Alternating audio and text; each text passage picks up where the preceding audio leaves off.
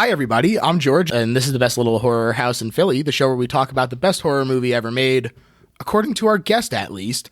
And I'm really excited about today's guest. You might know him as a writer and actor on shows like New Girl, Big Mouth, and Comedy Bang Bang. His various iconic podcast appearances, including the origin of Brandon content on Hollywood Handbook, which is one of my personal favorites. And hopefully you caught his stand-up special, too, which is great. Joe Wengert is here. Welcome, Joe. Hi, thanks for having me. Oh, absolutely my pleasure. And, I'm really interested to hear a little bit about your relationship with horror, sort of where it started, that sort of thing. Because you picked a real goopy one today. Yes. Yeah. I mean, I remember watching this one like at my grandma's house or something like on the weekend. And it's like, it's David Cronenberg. It's pretty upsetting body horror stuff. And so it really stuck with me. I wasn't a huge horror person growing up, but I was always kind of interested in it. I really remember hearing my family talk about, the adults in my family talk about A Nightmare on Elm Street when that came out. Mm-hmm. And they had all seen it, and it really scared my Aunt Joanne and my grandma. And the idea of something that was scary to adults really stuck with me. And then as I got a little bit older, I would only ever watch horror movies in the daytime, usually on TV, because I felt a little bit safer about that. I always felt like I could switch away from it, because I am kind of a very easy scare. And I was the same way. Yeah.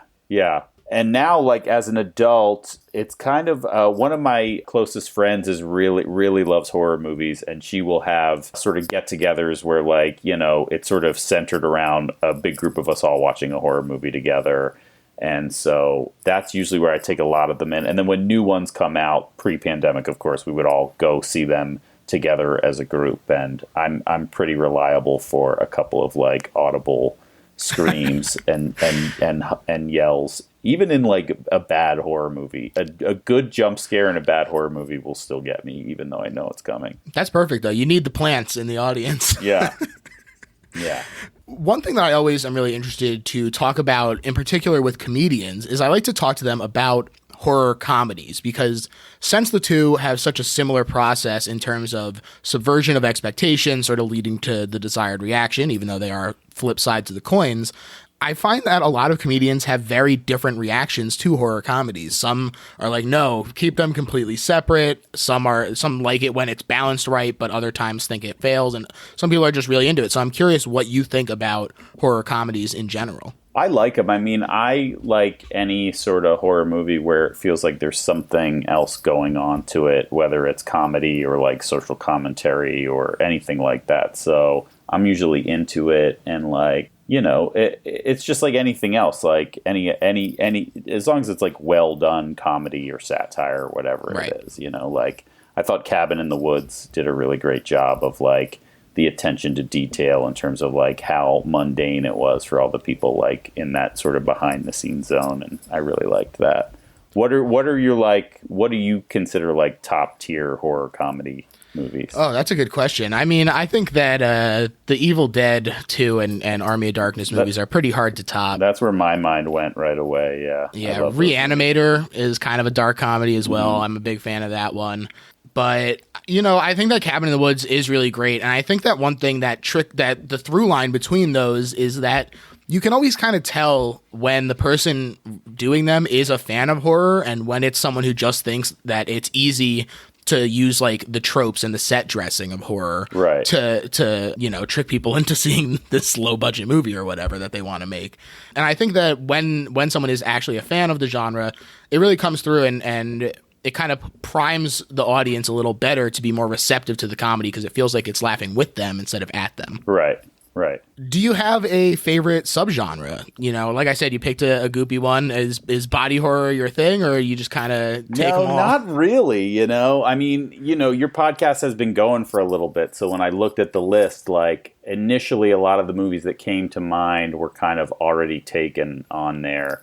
We're getting to that point. But I think Poltergeist is one of my favorites, and I like sort of I guess I like more I guess ghost-driven things would be a favorite, but I don't know. Again, I really grew up. I was like a kid during like the heyday of all the slasher movies, so I also kind of have like a fondness for them. Although when I go back to those, like, it's funny now to go back and watch like the Friday the 13th movies and be like, why was I so terrified of this? They're so ridiculous. But yeah, absolutely. Kind of anything. Like, I don't really have like one subgenre that's like my main thing. Hey, I respect it. Terrible I'd be able answer. to no. That has its own merits as well. And we're entering the Crone zone today to talk about his 1986 classic, The Fly. Now, to front porch this a little bit, I love this movie. Authentically, I know the kayfabe of the show is that I go along with whatever the person says, but genuinely, I do love this movie a lot. And two, David Cronenberg is without a doubt the name that has come up the most often for second place in the decision-making process. And it's not just The Fly. People love Videodrome, The Brood, Scanners. And so I'm really glad to finally be able to tackle him on the show because he clearly is so front of mind for a lot of horror fans. And, you know, it kind of feels like a lot of his career where he doesn't always get the mainstream respect that maybe he deserves. And we're here to set that straight. Yeah. Well, they're not, you know, like, I can't imagine how they like marketed this movie at the time because there isn't like a fun like monster or anything, and it's all so grounded and upsetting.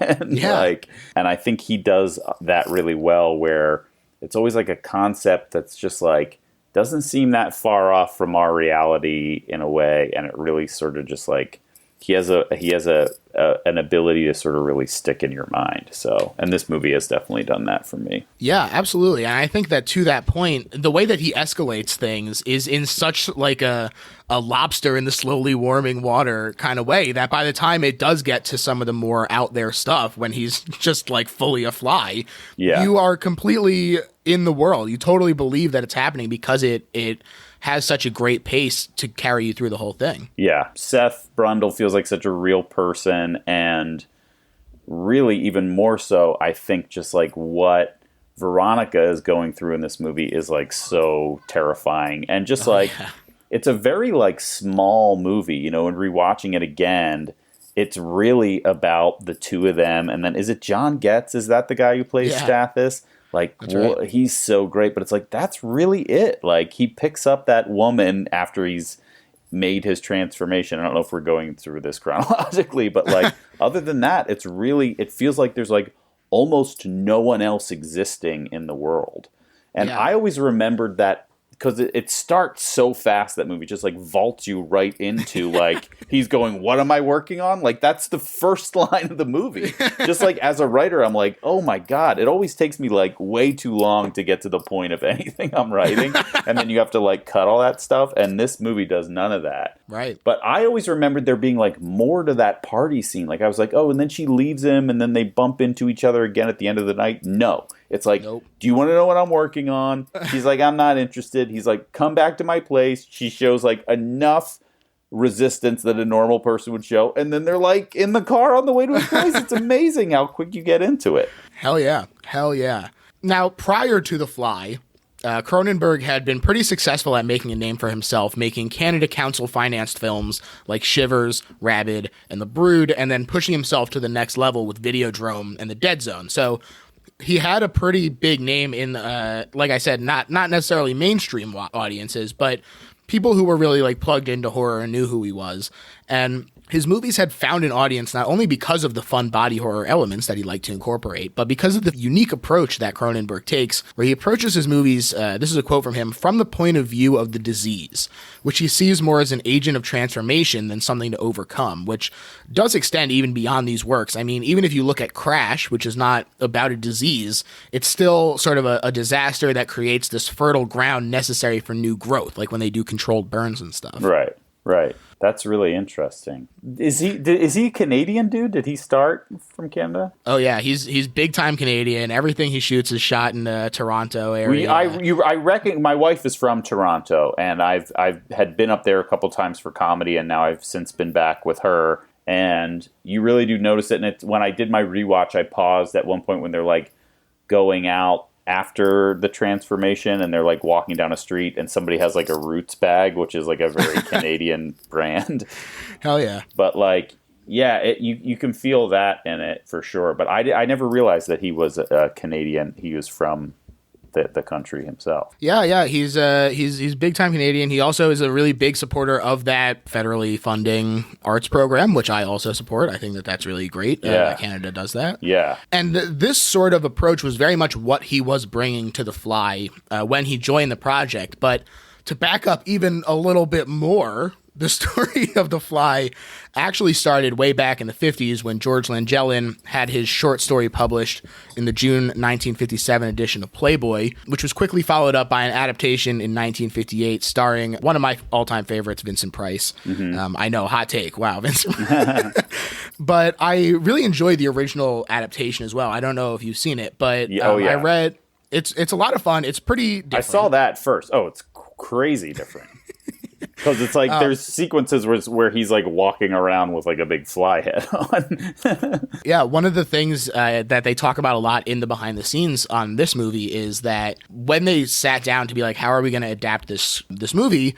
That was the first thing that they were like, we need to change, is because it creates such a passive hero. To have someone who can't emote, to have someone who can't speak the whole time because his face is a fly, he's scribbling on the chalkboard and everything, but it creates a pretty passive hero. And so you're kind of just watching all this stuff happen. And, you get someone like Jeff Goldblum, who's very charismatic and you don't want to lock him away. He's already going to have all this makeup and everything on, but that was really what they really wanted to change. And so I went back and I read the short story as well. Oh, cool. Yeah, it was, the original adaptation is actually pretty faithful, although there are some impactful changes. First of all, Helene winds up committing suicide in an asylum, so much happier ending in the movie. Yeah. But one thing that the short story did that I am like, I want to see this now, is that the molecules of the cat that never reintegrate. In the original movie, there's a cat voice that just is like out in the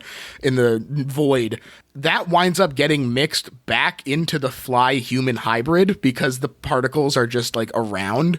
And so he becomes this even more grotesque mix of the three. He's cat, fly, human, just monstrosity. And I was like, damn, this is really intense, that to even have Cronenberg shy away from that a little bit. Well, there was a draft. I don't know if you know this, but I read this on like Wikipedia or something the last time I watched this, which was during the pandemic, because my wife had never seen it. So we watched it. Wow.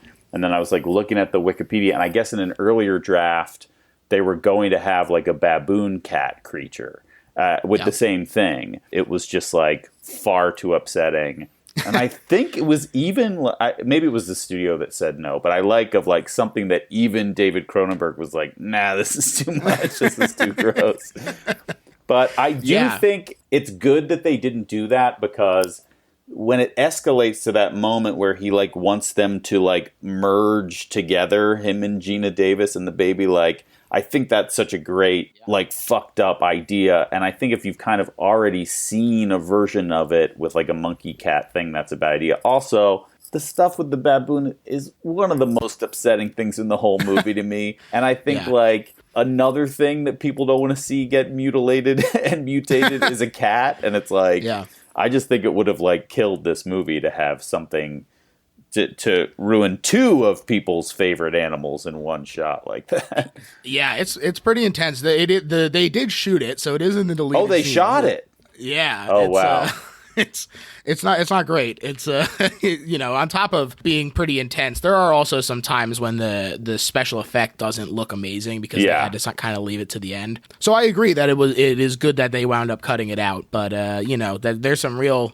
Even in the short story, folks, you got to go back and check that out. Wow, I really have a choice now for after this is done of do I want to go back and find that deleted scene or not. I don't know if I want to live with that image. You got a little bit of time to think it over, because we'll be going through it, and you might not want to by the time we're done talking it over. But this original adaptation fit right into the burgeoning Silver Age of horror, which was full of alien invaders, mad science containing the atomic threat. I'm lumping that in, and horrific monsters. And Many of these Silver Age movies, while excellent themselves, have also seen great remakes and further adaptations, starting with Invasion of the Body Snatchers in the late 70s, and then going on to include The Thing, Godzilla, The Blob, and obviously most pertinent to our conversation is that in the early 80s, work began on a remake of The Fly. I'm curious what you think about just Silver Age horror in general. I happen to really like it. I think it's a lot of fun, and I think more people should go check it out, but I know it's not for everybody. Yeah, you know, it's like anything from that era, like I have to really be in the mood to want to sort of get into that mindset and into that world because it's so different from... Usually, right. You have to I'm kind gonna of disconnect a little more. Yeah, like I kind of am gonna, if I'm looking to horror, I want to be like immersed and kind of lose myself in it and feel like it could happen. And I feel like I'm like always a step removed in those movies because of the different time period that it's in, but also just the limitations in terms of like the costumes and props and all that stuff. Yeah. But I can appreciate it. Yeah, it's more of like an intellectual curiosity when you go back and check those out. Is like just like seeing where it came from. I think it's fun. I definitely am never like, whoa, I'm scared. But it's fun to think about people like at the time those movies came out of the 50s and like being like afraid of Frankenstein, you know, because like I've never been afraid of Frankenstein. Like what's scary about him? Because I think he is such a pop culture figure and has become such a like a cartoony sort of thing. But it's fun to think of like adults going to those movies and being scared of any, you know, the Bela Lugosi Dracula or anything. Right. Yeah. Hey, I think that what really scared him was the armadillos that they stuck in the Bela Lugosi Dracula. What is that? I don't know that. Yeah, just like they randomly put a bunch of animals in. They were like, oh, we need exotic animals. And so they're like just on the ground at random times. There are just armadillos. Oh, weird. In Dracula's castle. Look, hey, I think that armadillos put them back in vampire lore. That's what I'm saying. Yeah. It's unsettling. What are they doing there? It's curious. It's confusing. Yeah. But so screenwriter Charles Edward Pogue was approached by a producer who wanted to do this remake. And after reading and watching the source materials, Pogue decided he wanted to work on it as well. But the issue that arose was that 20th Century Fox, who owned the rights, was extremely unimpressed by his script, was the generous way that I found it discussed. And it had been reworked to sort of feature this drawn out metamorphosis as opposed to the sort of poof, you're a fly/man. Right. So you could see the beginnings of it, but they were very unhappy with it. And so what they did was they negotiated a distribution deal with Fox instead, agreeing to find the actual financing elsewhere. And so one of the people that Pogue had been working with was Stuart Cornfield, who had worked with Mel Brooks to produce David Lynch's The Elephant Man under the Brooksfield label. So it was there that they found a home. And I just love that Mel Brooks was like, secretly had this horror arm of his production company working under the radar. Great. It's very surprising. I wonder if he had like pitches for like very like broad Mel Brooks bits to happen in this. Well, you know, what they were saying in the behind the scenes thing was that his whole thing was that he just loved to get a reaction, and a lot of times in his own work that was comedy, but in this he was very happy to just have these big sort of elaborate gross out moments and stuff, and so he was like, this is fine, I'm happy to just leave it as it is. He's so, just my impression of him is he's one of those guys that seems like a real old school comedy guy that couldn't just help himself. Like I'm like, you know, like if he could, he'd be like, maybe there should be a thing where we see Goldblum calling this baboon guy. Where's he getting these baboons from? You know, we do a bit, and the guy's wondering what happened to the first baboon and everything. I can just see it. He seems like he's like a bit machine, you know? Yeah. Hey, I would believe it. I would absolutely believe it. But so, Brooks was the first one who wanted Cronenberg to direct it. He was like, this is the guy. Sure. But Cronenberg was working on Total Recall at the time, and so he had to decline. And eventually they went to Robert Bierman, who people may know as the director of Vampire's Kiss, which is another movie that I actually really like, and also features a lot of sort of transformation as metaphor for disease sort of stuff. So that's interesting, I guess.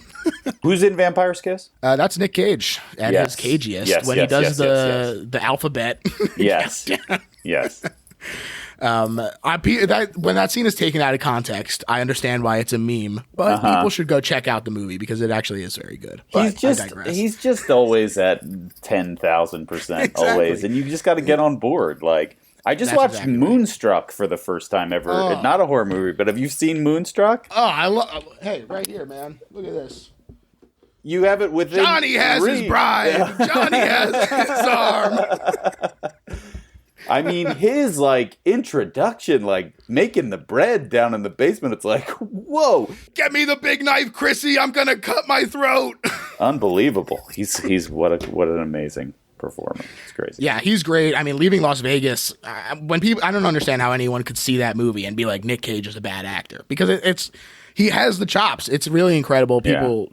Give him a little more credit out there, folks. Yeah. But Bierman was vacationing in South Africa with his family, and unfortunately, his teenage daughter Kitty was killed in an accident there. Oh shit. Yeah, and he mourned for like a month. Mel Brooks came to him and said, "Do you think you're going to be able to do this?" And he said, "I'm not ready yet." Mel Brooks said, "I'll give you another 3 months, and then I'll come back to you." And by the time the 4 months had passed, he decided he still wasn't ready to return to work. Brooks gave him the blessing to drop out of the contract. He like they weren't going to force him to do it, obviously. Sure. No one wants that. The stars had aligned, however, because by the time that this had happened, Cronenberg had dropped out of Total Recall, which he famously hates what happened to it. Right. And now he was available for this. So, I mean, hooray, I guess. Yeah. You know, the stars aligned. But the one condition that he said was that he had to be allowed to do a rewrite of the script. And of course, this is where we get a lot of the trademark body horror and sexuality. Although he did insist that he and Pogue share credit during union arbitration, because he says that he never could have done it without Pogue's foundation. So, nice guy Cronenberg. That's cool. Yeah. And so they went up to Canada to film, and they took Chris Wallace of Gremlins fame to handle the special effects, and frequent Cronelaborator Howard Shore for the score. Yeah. And Gina Davis and Jeff Goldblum as the stars. They were already dating, and they wound up getting married after working on this movie together. Really handsome couple, and Gina talks in the behind the scenes about how much she likes horror and how she's a bit of a gore hound. And I was like, that's cool, Gina. She said the one thing that she didn't anticipate was the stickiness of this movie. Because all of the stuff, all the practical stuff was super sticky, or...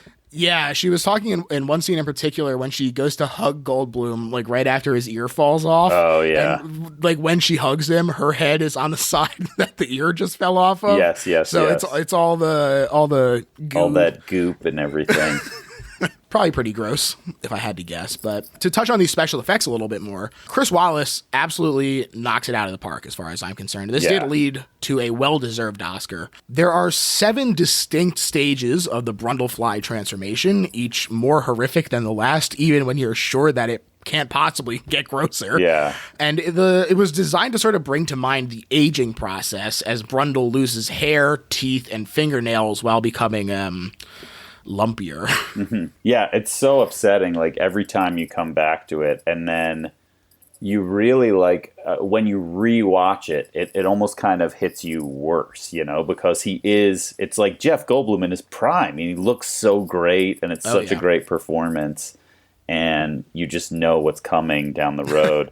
And everything that happens, like after he gets out of the telepod, it's unnerving right away. If you didn't know what was going to happen, like there's just something about like him in that sort of bug state that's really upsetting.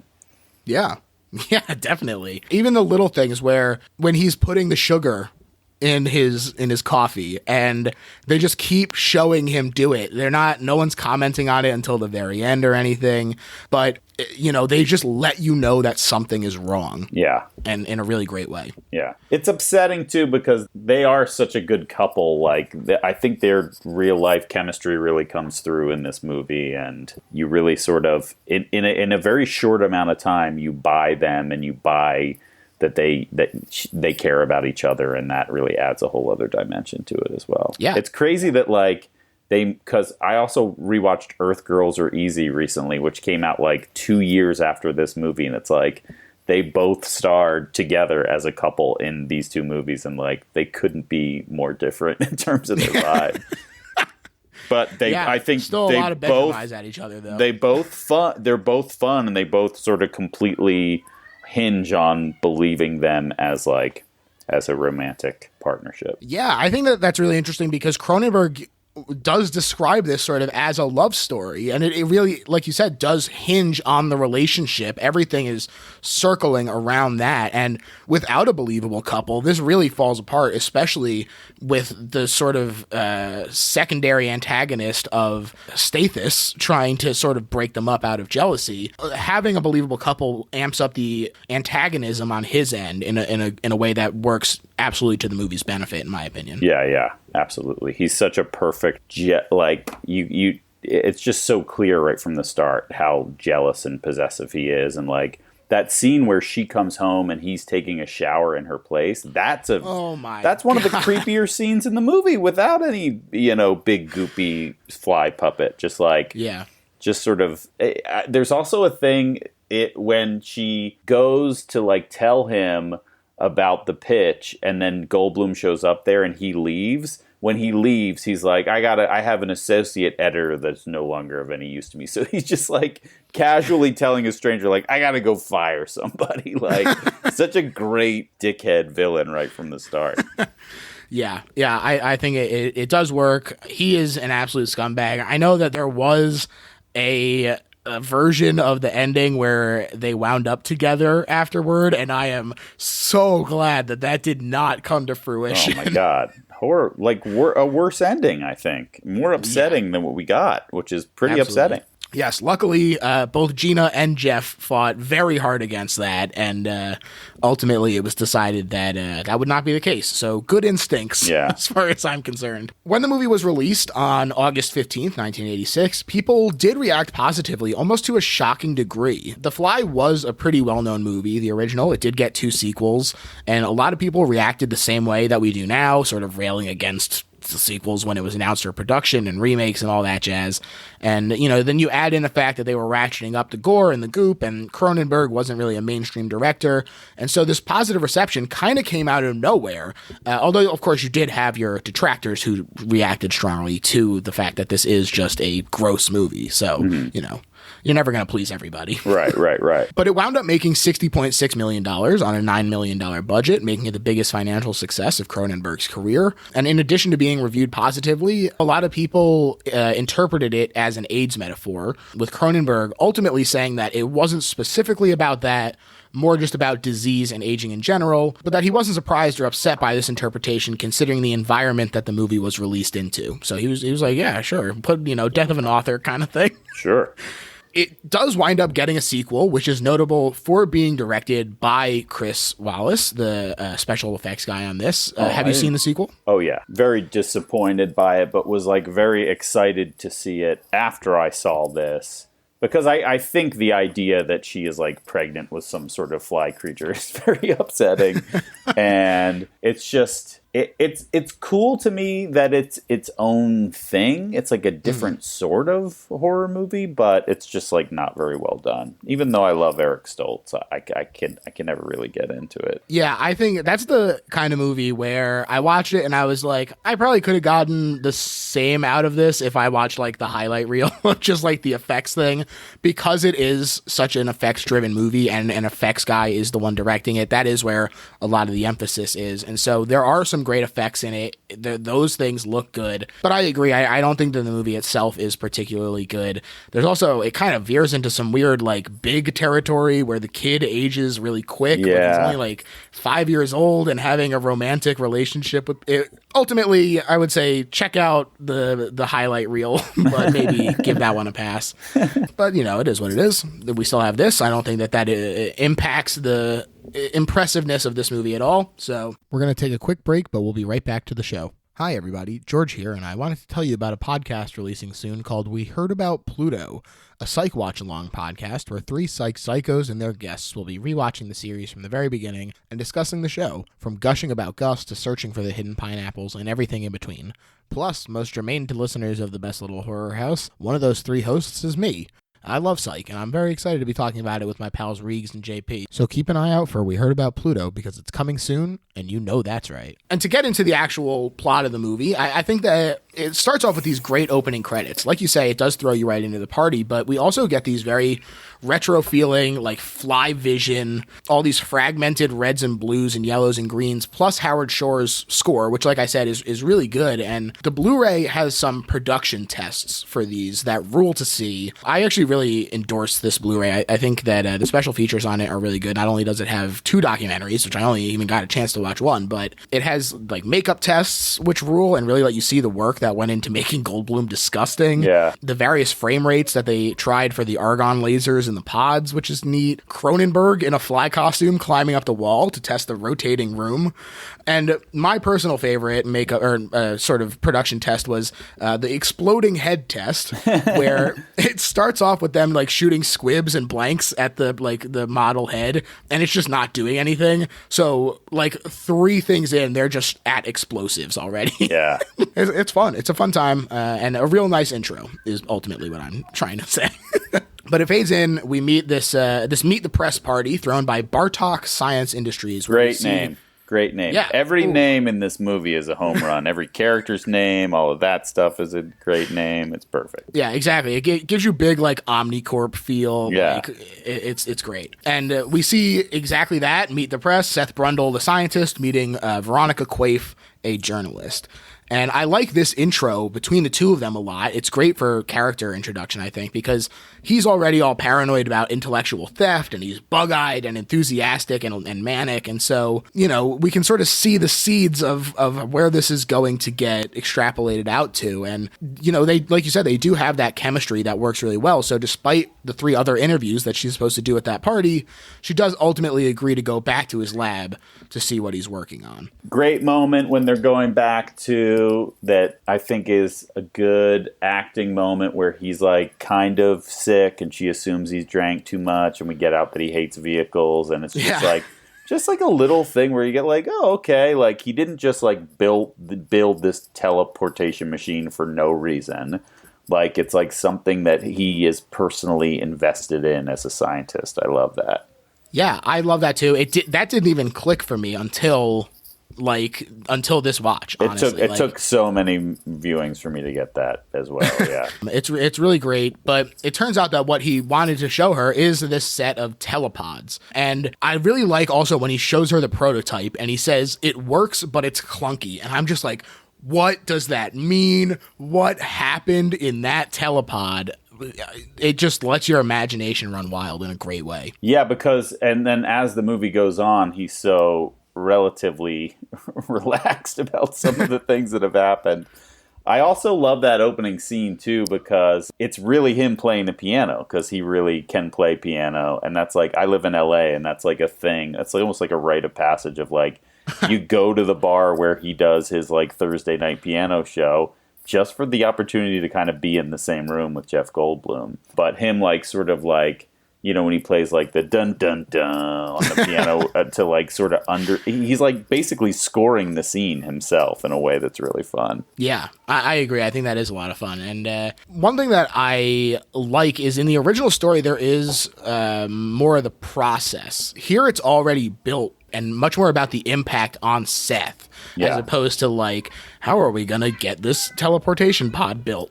That's a great change. Another thing that they do that's so great is he's like, I outsource a lot of this. I have smarter people build me a laser, build me that, which like, again, just for me, an effective horror movie, the more real I feel like it is, the more grounded it is, that's what's really going to get me. I don't know why I'm jumping to this movie, but like Hereditary really scared me, and I felt like they built to this like all that upsetting shit. And then for a week I walked around my neighborhood, and like any sort of slightly weird person I saw, older person, I was like, that person is a satanic cult member in my neighborhood. Like, but this movie, like, I love that. I love that they're already there, but he explains it. And you don't want to see too much of that. I think they made the right call there. But they do have some moments later on where he's like, when he like gets the idea and he does the experiment with the steak, he really does feel like a scientist. Like you can see him sort of puzzling out the process, and it doesn't have sort of the just like I magically fixed it and came up with a solution. You like kind of see him work things out. Yeah, exactly. And he uses something that she said sort of as the launching off point for it. So it really does work to be like, oh, he didn't come up with this entirely on his own. He uses something that prompted it. And yeah, it's great. It deepens their relationship. And exactly. And then it also helps to make it that much more painful when he throws her out and is like, you're just trying to like steal it. You know, I didn't need you at all. Like, seeing them sort of work so well together sets up perfectly the deterioration of their relationship just as much as his body. Right. And so to demonstrate the telepods, he uses her stockings. Like we said, there's a lot of vibing happening here. She hands it over. She doesn't realize exactly what's happened at first and is pissed about the world's largest microwave destroying her stocking until she realizes that it was teleported across the room. And what I love, how pleased he is when she's amazed. Like that moment feel like, yes, it worked, and finally someone else has seen it. We see later on how much he is like recalcitrant to show people, and the fact that it works so perfectly on the first time he is showing someone, and it's this beautiful woman. Like it just really, you feel like as excited as he clearly is. Yeah. The problem then arises, though, that he realizes she's a journalist and she's planning to write about it. I don't know what he thought was happening when he was at this Meet the Press party. Yeah, that part is always like a little... And he's so charming, again, when he's like, no. It's like, what did you think was going on here? But there's something about, even when he tries to convince her otherwise, he's so likable, even as this weird sort of reclusive scientist, that like, I could see that being like a really icky scene with like a lesser actor suddenly saying like no and refusing her having access to this idea. But I think he does great. He does a great job.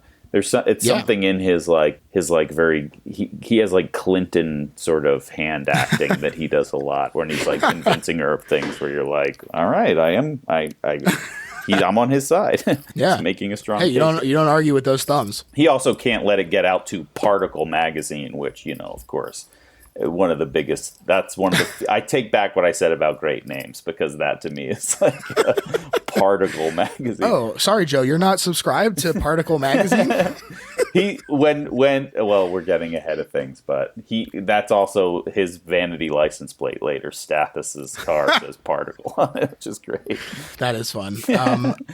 But yeah, he freaks out. Ronnie leaves in a hurry, but when she tells her editor, he doesn't believe it. And so in bursts Seth Brundle, who takes Ronnie to lunch so that he can plead with her. And he asks her to hold off on the story because it's not ready, and he doesn't want it to get messed up by the flurry of attention, explaining that it can't do living things yet.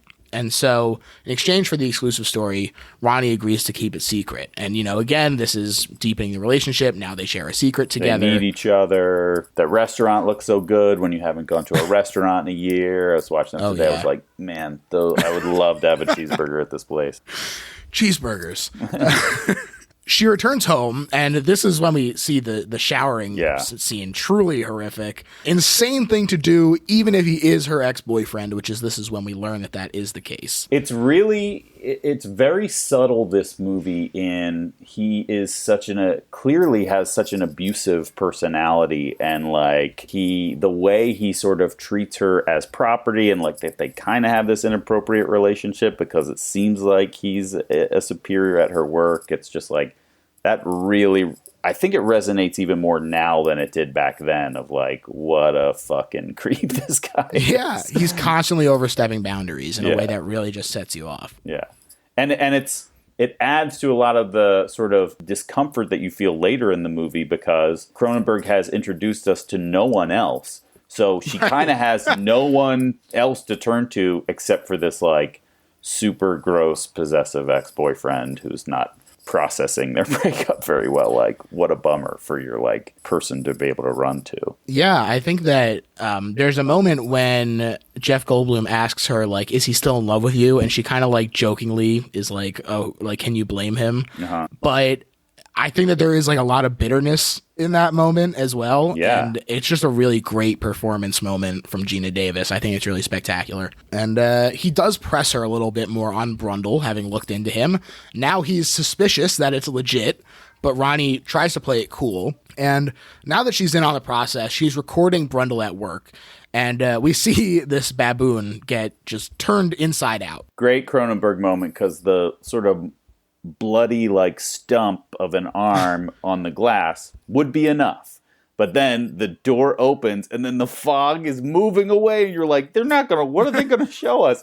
And the fact that they show more is like so truly upsetting. That to me, the whole baboon thing, like I love the efficiency at the beginning of the movie along the lines of like, what am I working on? And how you just so quickly jump into it.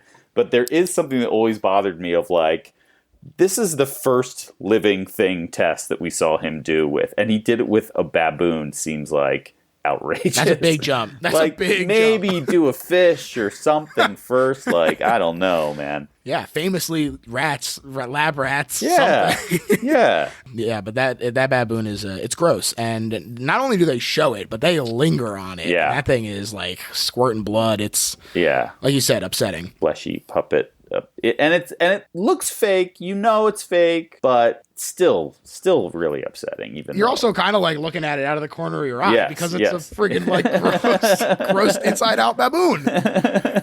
And the baboon is played by Typhoon the baboon. Oh, great baboon name. Absolutely. Perfect rhyme. Typhoon was quite the handful. They told a bunch of stories about him and the behind the scenes stuff. First, about how the lights really freaked him out. And so he literally ripped the door off the telepod, which means that when they reshot that scene with the baboon getting teleported, the handler is literally like just behind the wall of the pod, like literally holding him there. And then another story about how he was in love with the script supervisor. And so he just walked around with a huge erection on set all day and literally had to be sprayed down before shooting. Wow. Yeah, animals, it's always a trip. I've had a couple of experiences where I've had to deal with animals, and you kind of never really know what you're going to get in terms of them.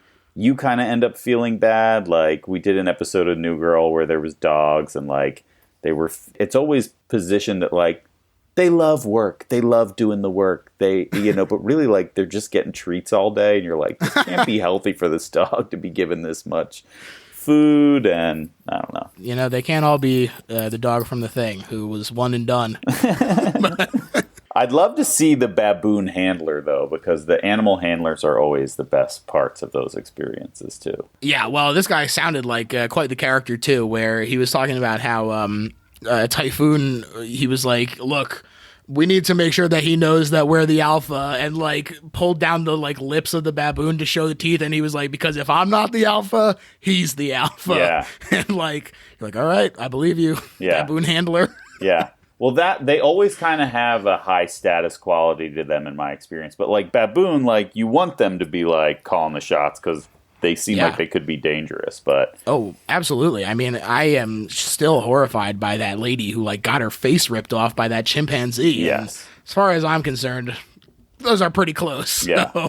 You really give Goldblum a lot of credit because there's just scenes where it's just him and the baboon, and there's that scene where like after he goes through the pod where he's holding the baboon with no shirt on. It jumps up right in his face. I could see a lot of actors saying no to that. Cool as a cucumber, that Goldblum. But they see this obviously grotesque thing. She interviews him about what went wrong. He's very upset. And I feel like the line, I don't know enough about flesh. I need to learn, really sums up Cronenberg's career. Yeah. And so this is when they first get together. They start hooking up, and there's a lot of chemistry, like we said, between the two of them. But during the pillow talk, this is when he's struck with this idea, when she's talking about like old ladies pinching babies' cheeks and going crazy for the flesh. And they transport, then cook up a steak, where this confirms for Seth that the machine is creating a new synthetic version of the item as opposed to actually reproducing the original. And, this plays a lot into teleportation fiction, where it's like if you disassemble something to analyze it and then build a new one, even if it thinks it's the same thing, is it? Yeah. And you get in your own head about that kind of thing, where I'm like, if a teleporter had the same failure rate as an elevator, would I use the teleporter? Right. I don't know. I think probably yes, because I am pretty lazy. What about you? Would you use the teleporter if they were around? I think I'd be too scared. There's too many questions to me about like the mind and how does the mind work with the rest of everything that I don't think I would trust it, or that something would be different. I mean, I've also seen this movie a bunch of times too, so I think that's going to be in the back of my mind. That'll absolutely do it. And 25 minutes in, perfect Act 1 finish. Seth is finally struck by the inspiration to teach the computer more about the flesh, programming it in a way to really understand living tissue, life is poetry, get creative, as he says later. Great Act 1. I think that it's you get a little bit of the scares, a little bit of the creep factor. Yep. Everyone's introduced really well. You're invested in the love story. You sort of get his motivation. You get her motivation. Like you got everything you need to be invested as to where it's going to go. Yeah. So Ronnie leaves when he does this, and she goes to buy him a new jacket since he follows the Einstein school of all the same outfits. And she runs into her editor there, who jealously admits to following her, again, like a fucking psychopath. Like, this guy he's following her. He's truly the worst. Like you said, really makes He takes a big jump up here. He's like so much more sniveling and creepy here. And just the fact that he's like confronting her in this way is like pretty gross. Absolutely. And they successfully teleport a second baboon now that he's taught the computer to get creative. And way too calm about it. Yeah. Way too calm. I think Cronenberg should have done another take of that one, not to tell a master what to do, but it's like they're just like setups. You just got the camera, and they both look like, here we go. It's like they should be like really fucking freaked out. At least Veronica at this point. Yeah. Yeah, I agree that's probably a little more understated than it could be. But they're getting ready to celebrate, and they break out the champagne, and Ronnie finds sort of a threat from Stathis, the editor, which is a preview of Seth on the cover of Particle magazine, which of course would feel like a betrayal to Seth and mess up their relationship, and also Veronica's hopes of getting this book that they talked about and everything. So a two-way threat by Stathis. And of course it's like the perfect kind of threat, because he has the excuse of like, oh, I'm doing my job as an editor. Like, this is news. Like, what I'm doing is technically okay, but obviously flies in the spirit of what I should be doing. Right. You get where he's coming from. You get what, even though you don't agree with it, you get his justification. They never go into it in the movie, but do you think he's like a failed scientist? Like, that's something that I always like have sort of written into the backstory of that character that isn't there. But like even the jealousy he has when he is at her apartment, he's like, hey, I looked him up. Like, he actually is legit. He was part of the L5 project, and they were almost won a Nobel Prize or something like that. At 20. Yes. It's like there's like a jealousy in there that I feel like this guy wants to be Seth. He wants to be the innovative guy, and he's just the guy that's writing about it. And I think that makes him like a very potent villain in that way. Yeah, I think you're totally right. I think that what makes this jealousy so consuming is that it isn't just jealousy about the relationship. It's jealousy that Goldblum, Brundle, seems to have basically the exact life that this guy wants. Yeah. He has the science, he has the girl, he has it all.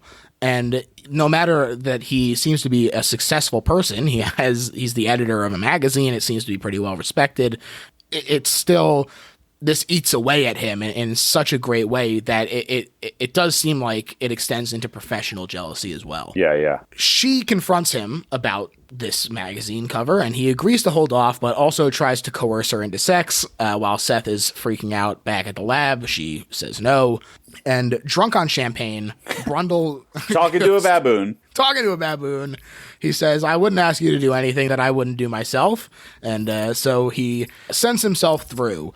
And he teleports himself alone, in theory. But as we see through a great sequence, the fly that his baboon buddy was chasing has also gotten into the pod with him. And there are two things that I really like about this. Not only do I like that he reaches out to the baboon while he's in there. I think that's just like a little thing that really works for me. Yeah. But I also like that he doesn't spot the fly at the last second. Yeah, I think that creates a great dramatic irony and tension, but it's easy to see where someone could have wanted to wring more immediate drama out of the moment. I think that the way that they do is perfect. Yeah.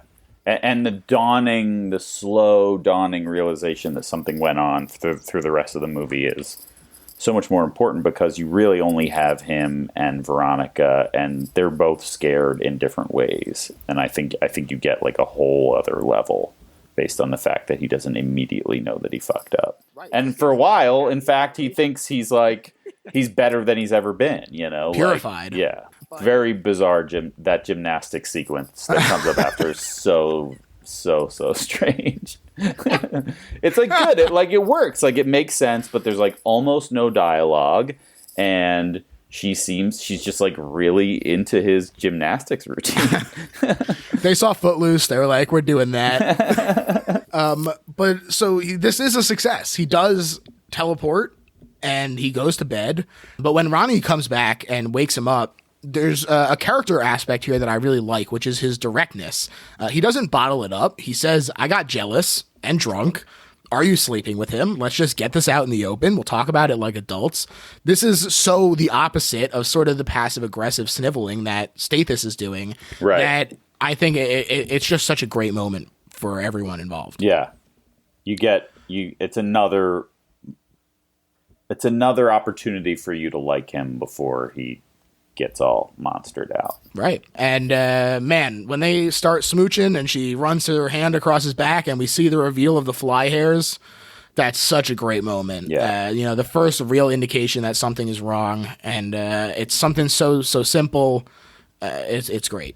The next morning, like you said, he has all these kinds of changed abilities. He catches a fly, but gently enough not to kill it. He does these impressive acrobats used to impress both Gina Davis and me. Mm-hmm. And he puts 8 spoonfuls of sugar, I counted, in his coffee, while confessing to Ronnie that he thinks the process of being ripped apart and reassembled filtered out his impurities.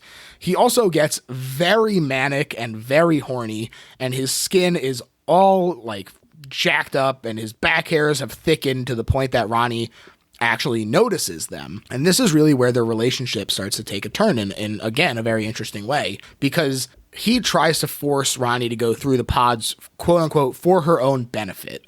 But she's obviously reluctant for the same reason that both of us just discussed. Uh-huh. And he freaks out, screaming about how she doesn't know anything about the flesh and breathe deep or drink not from the plasma pool.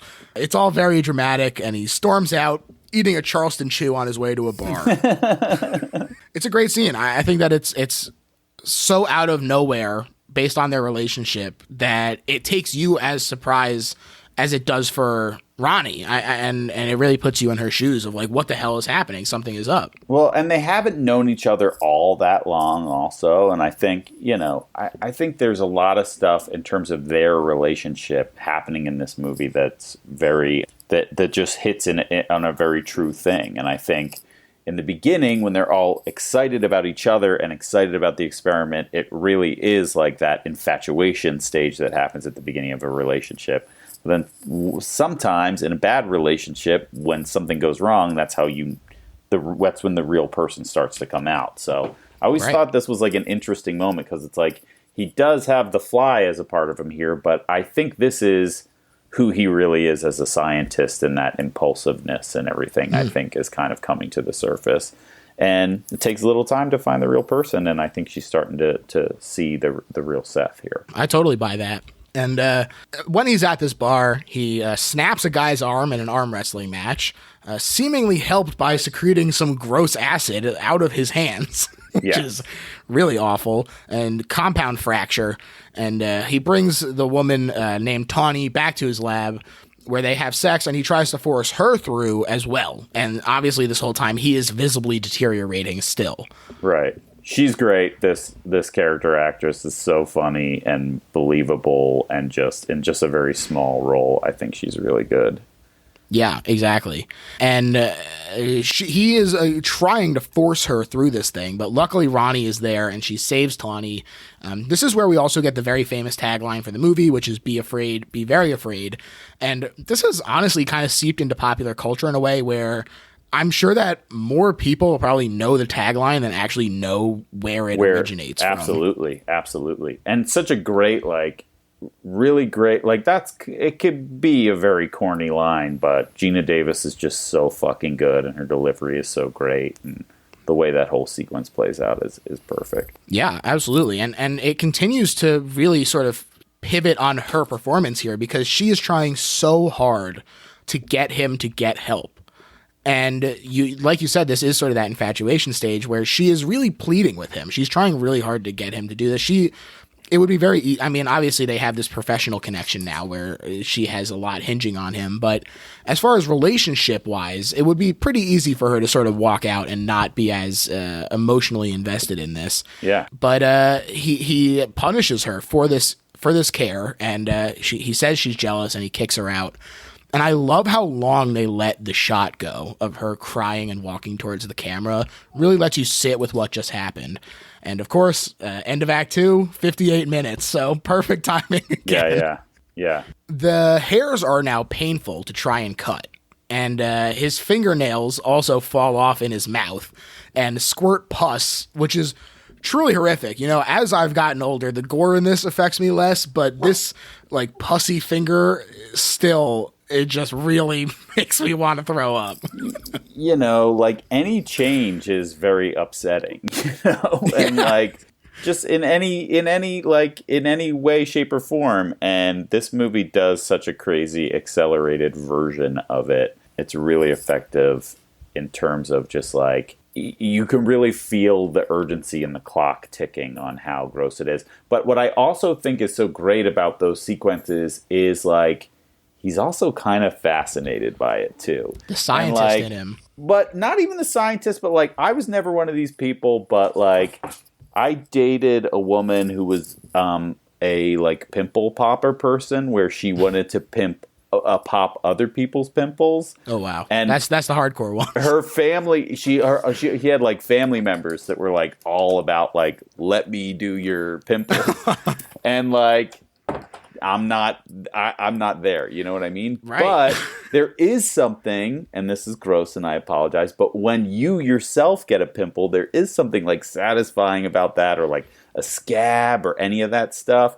And so it's these really, really horrifying things that are happening. But like, as he's pulling his teeth out, he's kind of like, this is fucked up. Like, you can see he's like on the edge of enjoying it. Like, it's so fascinating to that what's happening that he's like almost into it, which I think is such a cool choice.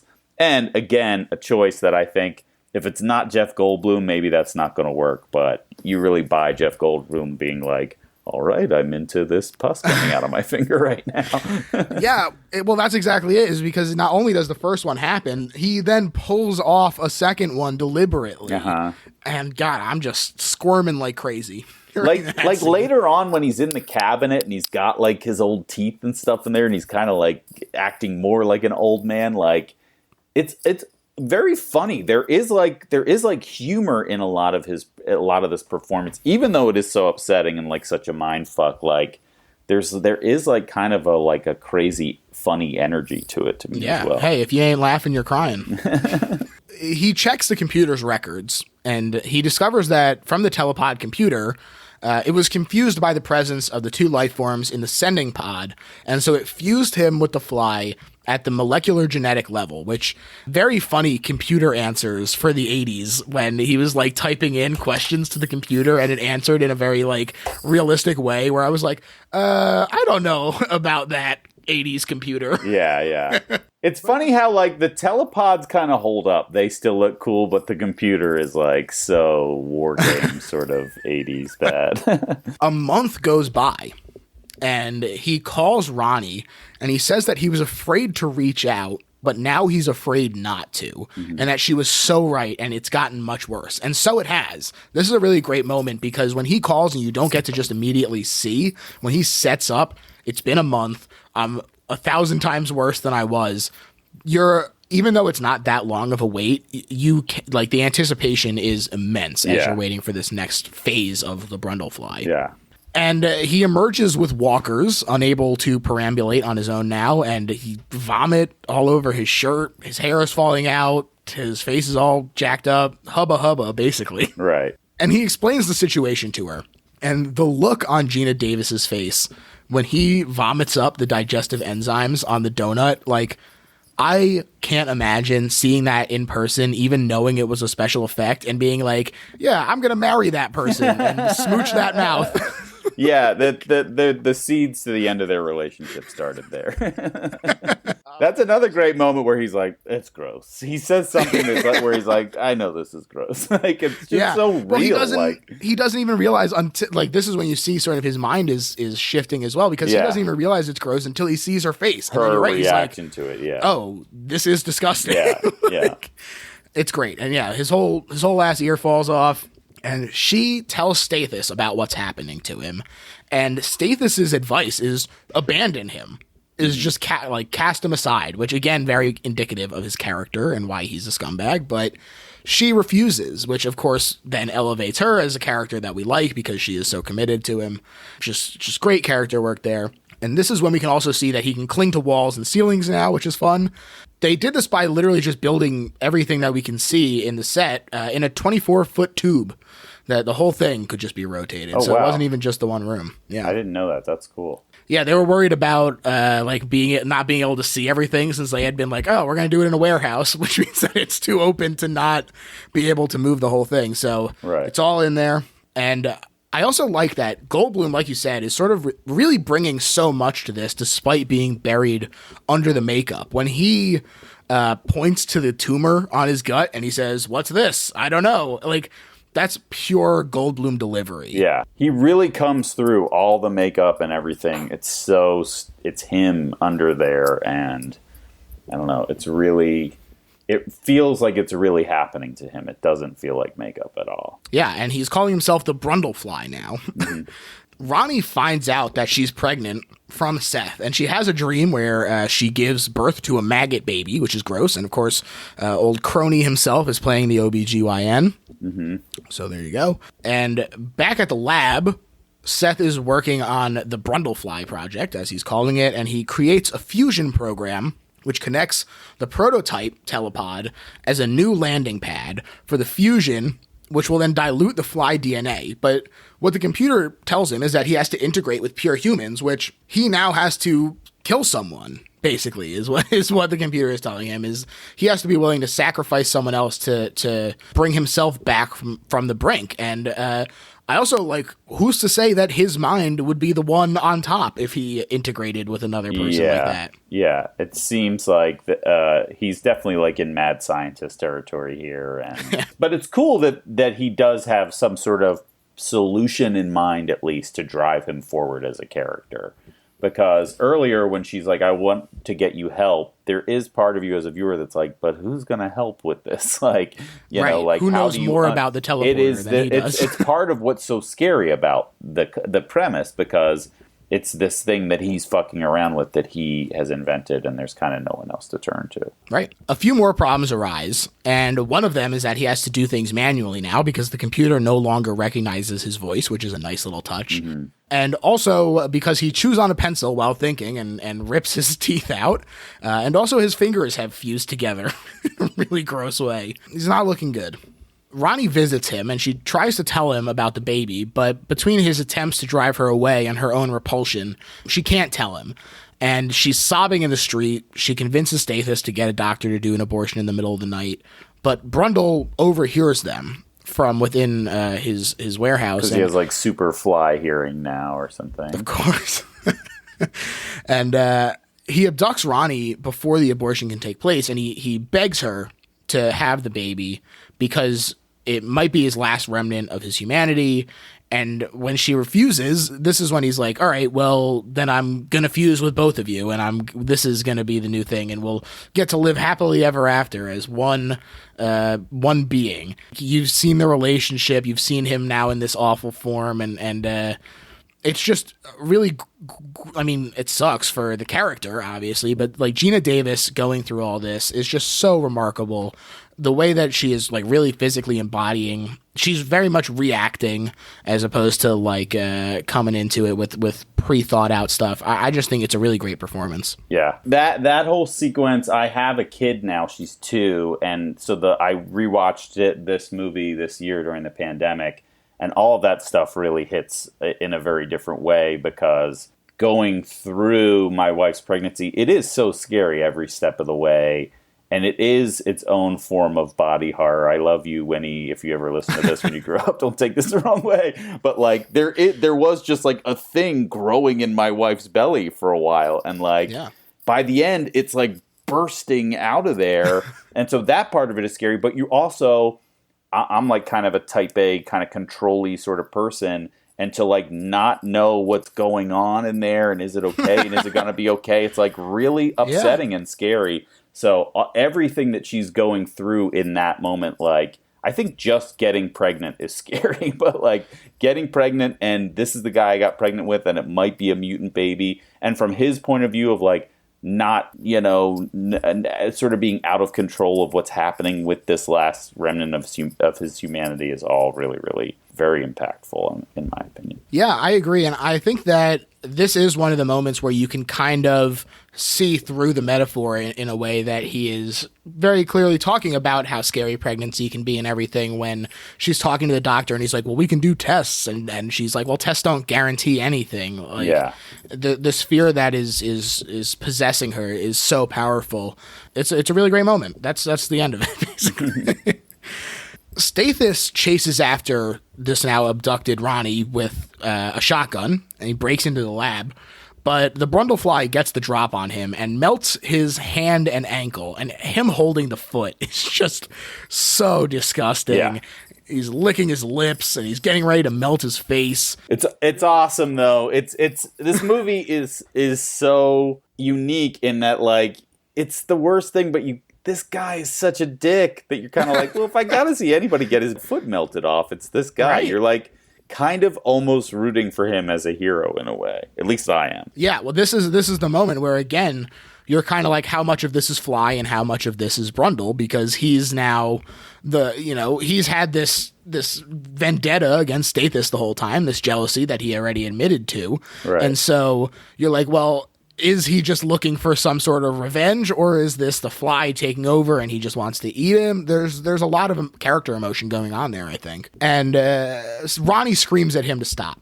She saves Stathis from being fully murdered, and Seth reveals his plan in this moment to fully fuse her and himself and the baby into one being. But as she's dragged towards the telepod, she rips off his jaw, which it's still wiggling around on the ground. Gross enough. But this also prompts his final transformation, which, beholding this thing just like shedding its human flesh finally, like fully bursting out, it just is disgusting. Yeah. There's no other word for it. Yeah. It's pretty incredible. And it's because it's also the whole time you're like, well, is he just going to look like a big fly by the end? Because that wouldn't be that scary, Right. But it's this whole other thing that he is that's so gross and so unique. Yeah, and the score is really great there, too. Yeah, yeah. It traps Ronnie inside the first telepod, and it enters the other one. But once both of them are locked in, Stathis uses the last bit of strength that he has to shoot the shotgun at the pod, severing the cables. And Brundle smashes through his door to try and stop this, but he isn't quick enough to get all the way out before the countdown happens. And he's teleported to the original pod, fusing with the metal door that he was touching.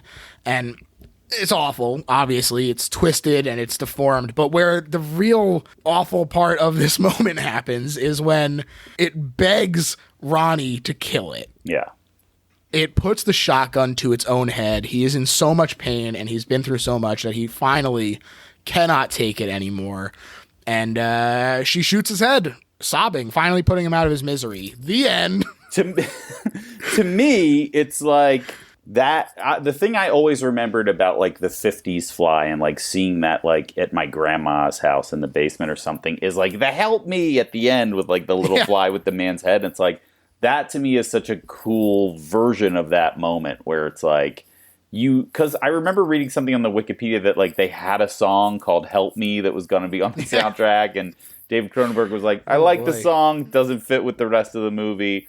But like this moment does honor that moment, which is the iconic moment of that original movie where like he is still a person in there, and like just, what a fucking sad, horrible ending. that Yeah. really sticks with you. So like I said, I did look at the deleted scenes when I was going through the Blu-ray. There are a few additions where I was like, maybe this could have been in, but I think for the most part, they're all good decisions. Yeah. There's an interview after she's impressed by the acrobatics where it's interesting, but I understand why it was cut. He basically just says that he feels good, asks her for the first time if she wants to try it. It was cut for pacing reasons, and I can understand why. We already talked about the baboon cat. Mm-hmm. The mandible tear, it's gross. It helps to make it feel like he's more desperate to cling to his humanity. We see the leg pop out from his lump on his side, mm-hmm. and it makes you feel sort of his desperation to cling to the last little bits of his humanity because he literally tears it off. I actually like this one a lot. It's not too long. I think this maybe could have stayed. There's also a couple ones that were just script that weren't actually filmed, like a attack on a bag lady was literally how it was described. It would have been cool to see more of the human melting effects, but I think that's like seeing it sort of unleashed on Stathis at the end, like you said with the baboon earlier, like having it be done in one impactful moment, I think is a lot better than even having it set up like that and then just sort of waiting for it to be done to someone we care about. Yes. Yeah. The movie shows a lot of restraint in terms of how much it shows and the moments that it sort of picks in terms of the monster, the transformation stuff. And to me, it's just one of those movies where I remember after watching it, I wanted to watch it again almost immediately because it's fascinating, but you're not with any of those freaky parts for that long, really. Right. There's also stop motion Butterfly Baby, which it looked terrible. Oh, yeah. I was like, get this out of here. One of my favorite parts of the documentary was that they interview the producer whose idea it was, and this is after everybody has already been shit talking this Butterfly Baby the entire time, and he's like, well, I still like it, but everyone hated it, and so I guess I was willing to just be like, all right, I'm gonna just pull it away. That was also good instincts, I think. That's that, and now, Joe, we've reached the point of the show where we sum up why this is not just a good horror movie, but is in fact the best horror movie ever made, and I'm gonna let you kick things off. Well, I think really good horror is always sort of grounded in reality, and I think this movie does a really great job of that, where you just could totally buy this happening to someone. You can see yourself in both Veronica and Seth and in their performances. And I think the other thing is just you really care about them and you care about their relationship. And I think, it's just one of those universal themes. It's something that people deal with in their lives. And the sort of the horror in how scary it is to sort of enter into a relationship with somebody, I think is a part of this movie. So I think all of the sort of the truths that it gets at is what really makes it the best ever, and that it really sticks with you and sticks with your mind and makes you think about it afterward. Yeah, I totally agree. I think that this is the best horror movie ever made because so much of what is being executed here is functioning at the top of its game. I think that the special effects are just top notch. Chris Wallace deserves a little more respect on his name, I think, between this and Gremlins. He deserves to be mentioned with the Stan Winstons and the Tom Savinis because this is just incredible. And not only do you have him, making these amazing effects, but you have really great lighting and cinematography. David Cronenberg himself is bringing a lot to the script, a lot of his own flavor too. This isn't something that feels like could be done by somebody else. Yeah. It's uniquely his. And you have all that, and then Gina Davis and Jeff Goldblum, gorgeous couple in an actual relationship with this genuine chemistry, making this movie that could have just been a story of mad science into a really interesting love story that functions on so many different levels. It's got a great villain in the form of science. It's got a great villain in the form of Stathis. It's got everything you could ask for, and that's why it's the best horror movie ever made. Joe, I want to thank you so much for coming on the show, man. And please, everyone should be listening to all of your stuff. So tell them where they can find you and hear all of it. Yeah, I mean, just, I don't know. I should have it all in one spot, but I don't. But, I usually plug my podcast appearances on my Twitter, even though I don't use my Twitter much beyond that. And that's just at Joe Wengert, my name. And, Big Mouth Season 4 is out right now, and Season 5 will be coming out later in this fall of 2021, so check those out. Great. Check those out for sure. As far as my plugs, you can find me at Little Horror PHL on Twitter. That username goes pretty much everywhere, but I'm mostly on Twitter. And if you're really enjoying the show, you can check out the Patreon, which has ad-free and bonus episodes, and you can get it early and all that kind of jazz. Plus, I'm watching X-Files for the first time, and we're doing a nice little watch-along chat on there about that, and it's a lot of fun. We just finished Season 2, so we're getting into the thick of it now, folks, and that's it for me, I guess. Thanks again, Joe. Thanks for having me. Bye.